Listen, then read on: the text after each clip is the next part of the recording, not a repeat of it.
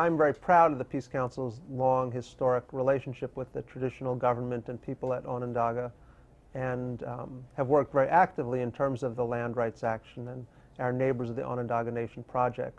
And my hope is that that can set a precedent for redressing other crimes that have been committed by our nation regarding slavery, regarding occupation of other nations, etc.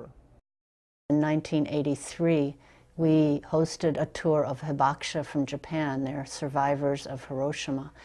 And we brought them not only into the city of Syracuse, but to the Onondaga Nation.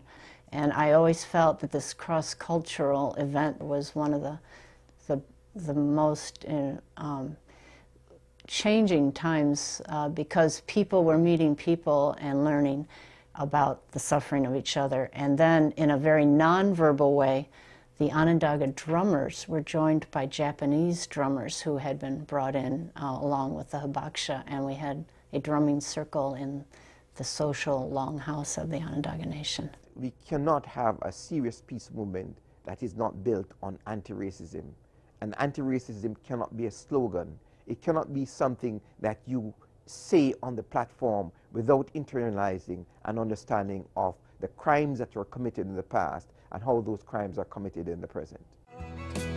Until the last train falls, war will make slaves of us all. So if you want peace, work for justice. If you want peace, work for justice. If you want peace, work for justice. No justice, no peace. I think an area that we have not done as well as we need to is connecting to communities of people of color. And that when we relocated the Plowshares Crafts Fair from Plymouth downtown to the Southwest Community Center, that was a very purposeful move.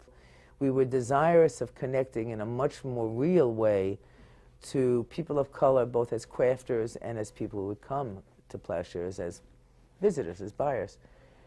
And there was a mixed success about that.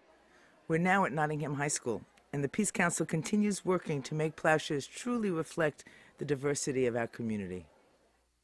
Peace Council give me that avenue also to educate people about my religion, about my community, and also about the outside world, because I came from a different country and I could relate to some of the people over there. The changes in the 70s were very pronounced because it had been a very male-dominated, hierarchical organization up until then. Very good people, but the women's movement particularly brought in a sense of inclusion and decision-making by everyone. The Peace Council at that time and ever since has very strongly supported gay rights, even when maybe that was losing it, maybe some support in the community. But I really respected that. It's not the job of women to stop rape. It's not the job of people of color to end racism. It's the job of all of us as allies to end injustice. And so we all have to get involved to take care of each other. I remember their attempts to stop the production of nuclear weapons and to stop the building of nuclear power plants. I think the Peace Council played a significant role in stopping the continued spread of nuclear power plants in upstate New York in the mid to late 70s. I will always remember William Sunderland actually explaining to the press in a press conference the differences in nuclear power reactors and what reactor was at 3 Mile Island versus what was being built up in Oswego. And here was a sense where we were not only able to convey the dangers and the risks, but we were actually the technical advisors to the press. I do remember going to the Syracuse Common Council and describing to them the risks of nuclear waste being transported through the city, and to have been taken very seriously by the Common Council as the people who knew the best what those risks were. Because of my ongoing interaction with the Peace Council, I felt more and more that I had to bring my activism into my professional life. And I completely changed my career so that my doctorate is in American literature and cultural studies, and my specialty is in representations of war. I think we have to realize and imagine what the consequences would have been if after the numerous invasions, the show of power, the denial of social justice, if the Peace Council and other groups hadn't been there, if the government and the corporations, whoever was transgressing, had unbridled power and wasn't checked.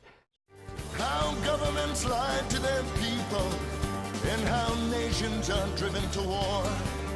There are shadows on the faces of the men who fan the flame. To those wars that are fought in places where their business interests run. The Peace Council has regularly celebrated its birthday, from the first in 1937 through today, serving as educational events and to build community among Peace Council supporters. Speakers have included Amy Goodman, Orrin Lyons and Audrey Shenandoah, Phil Berrigan and Molly Rush, Noam Chomsky, Howard Zinn, and musicians such as folk singer Tom Paxton. I have remained an activist throughout my life, which I feel that the Peace Council years were, very strong in solidifying my commitments to peace and social justice. I don't know if my actions are going to make a difference, but I know that my inaction would leave things the same. So I'm taking a chance that my actions, magnified by others, will end up making a difference. It's like the stone being thrown in the pond. You may not get the first wave, but eventually it's going to get to your shore. The Peace Council has given me many of my dearest friends and most valuable memories. I am tremendously grateful. I always have to be alert to the fact that my grandson will have to face this. And I don't want that for him any more than I want it for your sons or for mine or for an Iraq son. Some of the most meaningful and powerful moments of my life have been while I'm engaged in social action with fellow people working for peace and social justice. The work is, and I'm not a religious person, the work is holy. The work is why we are here.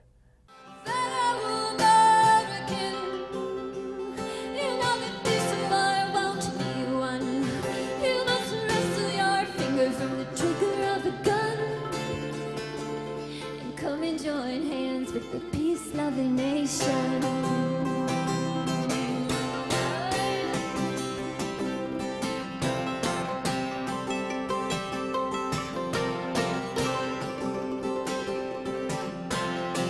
I am no doctor, but if I was one, I would inject new blood down in Washington.